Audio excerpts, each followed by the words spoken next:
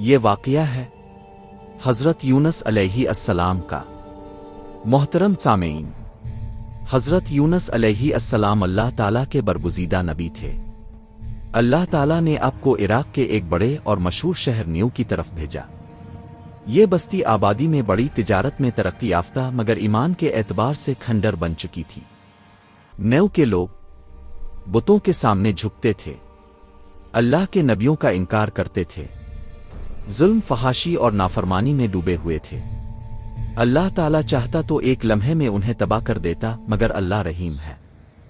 اس نے عذاب سے پہلے نصیحت بھیجی، نبی بھیجا تاکہ لوگ پلٹ آئیں، سنبھل جائیں، توبہ کر لیں۔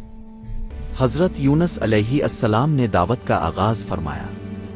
آپ نے کہا، اے میری قوم، اللہ ایک ہے، اسی نے تمہیں پیدا کیا، اسی نے تمہیں رزق دیا، اور اسی کی طرف تم سب کو لوٹ کر جانا ہے۔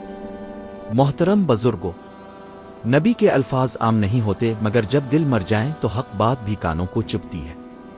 قوم نیو نے انکار کیا، کسی نے مذاق اڑایا، کسی نے دھمکایا، کسی نے پتھر مارے، کسی نے کہا اگر سچے ہو تو عذاب لے آؤ۔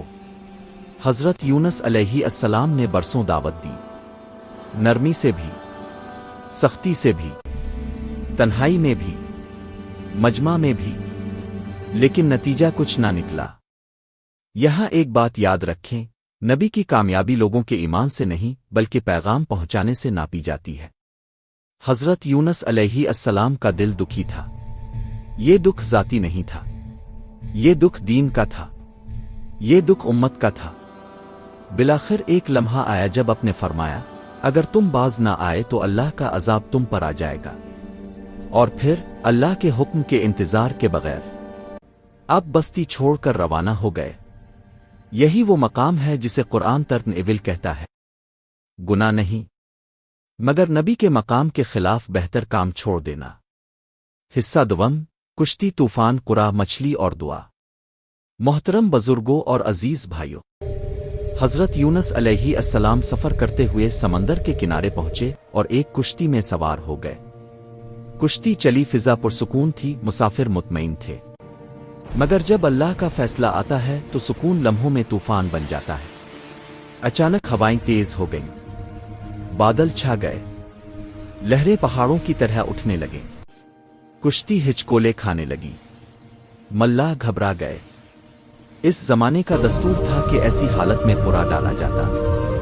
قرآ ڈالا گیا، نام نکلا یونس۔ دوبارہ ڈالا گیا، پھر وہی نام، تیسری بار، پھر حضرت یونس علیہ السلام۔ یہ اتفاق نہیں تھا، یہ اللہ کا فیصلہ تھا۔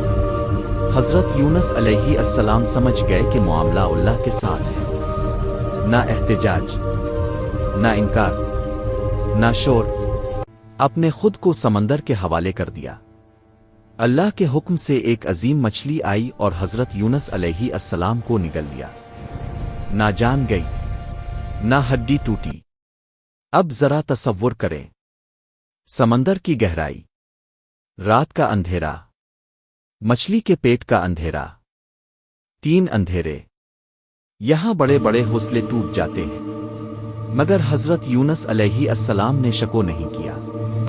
انہوں نے پکارا، اے اللہ، تیرے سوا کوئی معبود نہیں، تو پاک ہے، میں ہی قصوروار ہوں۔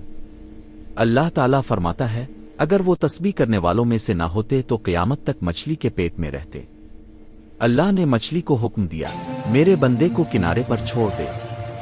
حصہ سوم، نجات، قوم کی توبہ اور عظیم اسباب۔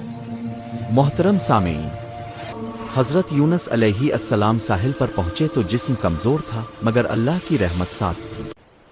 اللہ نے کدو کا درخت اگایا، سایہ بھی دیا، غذا بھی دی، شفا بھی دی۔ پھر اللہ نے آپ کو دوبارہ قوم کی طرف بھیجا، اور نیو میں وہ منظر تھا جو تاریخ میں بے مثال ہے۔ مرد، عورتیں، بچے، سب رو رہے تھے، سب توبہ کر رہے تھے، سب اللہ کو ایک مان چکے تھے۔ اللہ تعالیٰ نے فرمایا، میں نے قوم یونس پر سے عذاب ہٹا لیا۔ یہ قرآن کی واحد قوم ہے جس پر عذاب آنے والا تھا مگر توبہ سے ٹل گیا۔ محترم بزرگوں، اس واقعے سے ہمیں یہ سبق ملتا ہے، اللہ کی رحمت سے مایوس نہ ہو، دعا میں اپنی غلطی مان لو، مشکل میں اللہ کو نہ چھوڑو، صبر کا پھل ضرور ملتا ہے۔ اگر مچھلی کے پیٹ میں دعا قبول ہو سکتی ہے تو ہمارے سجدوں میں کیوں نہیں؟ اگر 3 اندھیروں میں راستہ نکل سکتا ہے تو ہماری پریشانیوں میں کیوں نہیں؟ اللہ ہمیں حضرت یونس علیہ السلام کی دعا اپنانے کی توفیق عطا فرمائے۔ آمین رب العالمین۔